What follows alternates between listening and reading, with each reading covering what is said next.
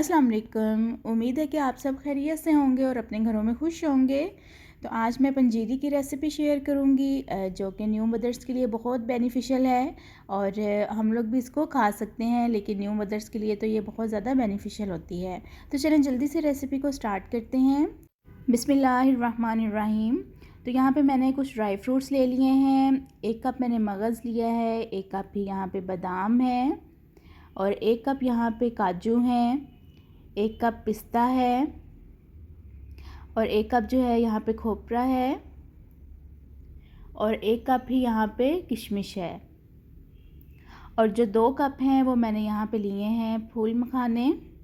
इन सब dry fruits को मैंने अच्छी तरह से जो है वो साफ़ कर लिया था। तो बस अब स्टार्ट करते हैं। तो यहाँ पे मैंने 2 टेबलस्पून जो हैं वो देसी घी के लिए हैं। अच्छा, इसमें देसी घी ही इस्तेमाल होगा, दूसरा ऑयल इसमें नहीं जाएगा। तो बस हम ड्राई फ्रूट्स हैं उनको रोस्ट करेंगे। ऑयल गर्म हो गया है और इसके अंदर अब जो फूल मखाने हैं मैंने वो ऐड कर दिए हैं। तो बस चम्मच हिलाते जाना है ताकि जो है ये जल ना जाए या ज़्यादा ब्राउन ना हो जाए। और जो सारे ड्राई फ्रूट्स हैं उनको हम लोग मीडियम फ्लेम पे ही जो है रोस्ट करेंगे।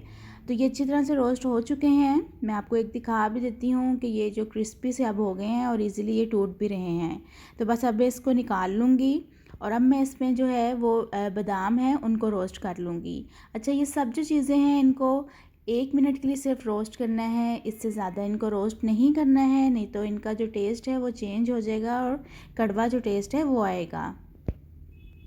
तो यहाँ पे बादाम भी रोस्ट हो गए हैं, अब मैं इसको निकाल लेती हूँ।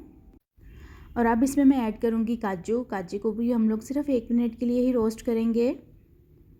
तो जो काजू हैं वो भी रोस्ट हो चुके हैं, अब इनको भी मैं निकाल लूँगी। तो अब इसी तरह जो पिस्ता है उसको भी रोस्ट कर लेंगे। अच्छा, अगर आपको लगे कि फ्राई पैन या कढ़ाई जिसमें रोस्ट कर रहे हैं ये सारी चीज़ें वो ब्लैक हो गया है या ऑयल जो है वो भी ख़राब हो गया है, तो आप लोग चेंज कर लें। फ्राई पैन जो है उसको वॉश कर लें और उसमें दोबारा से जो है वो देसी घी ऐड कर दें। तो यहाँ पे जो पिस्ते हैं वो भी रोस्ट हो चुके हैं। तो अब मैंने दोबारा से जो कढ़ाई है उसको वॉश किया है और उसमें दोबारा से मैंने देसी घी डाला है। तो 2 टेबलस्पून ही मैंने देसी घी के लिए हैं और इसमें जो मगज़ हैं अब मैं इनको भी रोस्ट कर लूँगी। अच्छा, मेरे पास सिर्फ यही अवेलेबल थे इसलिए मैं यही ऐड कर रही हूँ, लेकिन अगर आपके पास कद्दू के बीज भी हों तो आप वो भी इसमें ऐड कर सकते हैं। तो यहाँ पे अब जो बीज थे वो भी रोस्ट हो चुके हैं और अब इसमें मैंने 1 कप जो है वो खोपरे का ऐड किया है। अच्छा, ये फ़ौरन से ही इसको निकाल लें क्योंकि इसका जो कलर है बड़ी जल्दी चेंज हो जाता है। तो अब यहाँ पे जो गूंद है उसको फ्राई कर लेंगे। गूंद जो है वो मैंने 1/2 कप लिया था। अच्छा, गूंद जो है मुझे अच्छी नहीं मिली थी इसलिए इसको मुझे पहले वॉश करना पड़ा, तो इसलिए अब थोड़ा सा ये टाइम लेगी रोस्ट होने में। लेकिन अगर आपको अच्छी वाली मिल जाए तो आप सिर्फ उसको कपड़े से ही वॉश करके उसको आप लोग रोस्ट कर सकते हैं। तो ये देखें यहाँ पे ये फ्राई हो चुकी है, तो बस इसको अब मैं निकाल लूँगी। तो यहाँ पे सारे जो ड्राई फ्रूट्स हैं इनको मैंने मिक्स कर लिया है और इसको मैं फूड प्रोसेसर में डाल के पीस लूँगी। लेकिन इनको पीसने से पहले जो ड्राई फ्रूट्स हैं उनको अच्छी तरह से ठंडा करना है। ड्राई फ्रूट्स जो हैं वो यहाँ पे पिसे गए हैं। अच्छा, इसको मैं मज़ीद बारीक नहीं करूँगी, पाउडर फॉर्म में नहीं लेके आऊँगी। इसको एक बॉल में निकाल के तो जो बाकी चीज़ें हैं उसको भी हम लोग पीस लेते हैं। तो यहाँ पे गूंद है, अब इसको पीस लेंगे। तो गूंद जो है वो पिसी गई है। इसके बाद इसमें फूल मखाने डालेंगे और उसको भी इसी तरह ही हम लोग इसमें पीस लेंगे। तो यहाँ पे एक कढ़ाई में 1/2 कप जो है वो ऑयल का डाला है और इसको आप गर्म होने देंगे और इसमें 1.5 कप जो है वो आटे का शामिल करेंगे। अच्छा, मैं इसमें जो है वो आटा ऐड कर रही हूँ, आप लोग जो है वो इसमें सूजी भी डाल सकते हैं।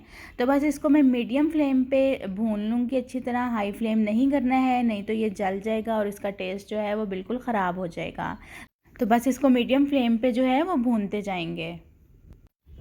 आटा जो है वो यहाँ पे भुना गया है। अब इसमें जो मगज़ हैं वो ऐड करके इसको मिक्स कर लेंगे। अच्छा, इसमें मैंने बहुत ज़्यादा ऑयल नहीं डाला है क्योंकि अभी गुड़ जो है उसको भी मेल्ट करना है, तो उसके अंदर भी जो है देसी घी ऐड होगा, तो इसलिए बहुत ज़्यादा इसमें देसी घी ऐड नहीं करना है। तो यहाँ पे जो किशमिश है वो भी ऐड कर दिए हैं। तो बस इसका जो फ्लेम है वो बंद करते हैं और इसमें जो बाकी चीज़ें हैं वो भी ऐड करके इनको अच्छी तरह से मिक्स कर लेते हैं। तो यहाँ पे सारे ड्राई फ्रूट्स जो हैं उनको डाल के इसको मिक्स कर लेंगे। अच्छा, जो जो ड्राई फ्रूट्स आपके पास अवेलेबल हों वो आप इसमें यूज़ कर सकते हैं, जो अवेलेबल ना हो उनको आप स्किप कर दें। तो यहाँ पे बॉल जो है वो छोटा हो गया था, इसलिए मैंने इसको बड़े बर्तन में निकाल लिया है ताकि ये इजीली मिक्स हो सके। तो दोबारा से एक पैन लेके इसमें 3 टेबलस्पून जो हैं वो देसी घी के डाल के इसको मेल्ट कर लेंगे। तो यहाँ पे 1 कप गुड़ का है, इसको पीस लिया था और इसके अंदर आप डाल के इसको मेल्ट कर लेंगे। अच्छा, इसकी चाशनी नहीं बनानी है, सिर्फ इसको मेल्ट करना है। अगर आपके पास गुड़ नहीं है तो आप पिसी हुई जो चीनी है वो भी इसमें ऐड कर सकते हैं। और अगर आपने अभी तक मेरे चैनल को सब्सक्राइब नहीं किया है तो जल्दी से मेरे चैनल को सब्सक्राइब कर दें और बेल आइकन के बटन को प्रेस कर दें ताकि मेरी हर नई आने वाली वीडियो का नोटिफिकेशन आपको मिल सके।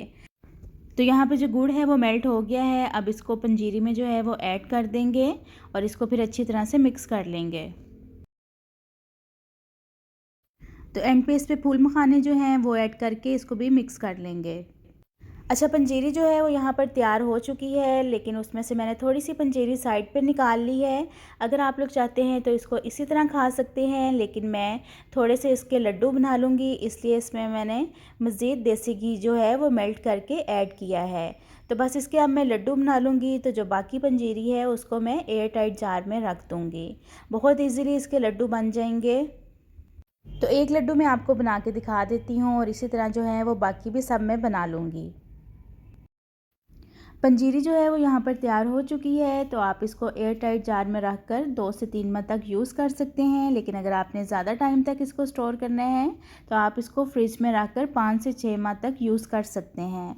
तो उम्मीद है कि आपको ये रेसिपी अच्छी लगी होगी। तो चलें, अपना बहुत सारा ख्याल रखिएगा। अल्लाह हाफिज़।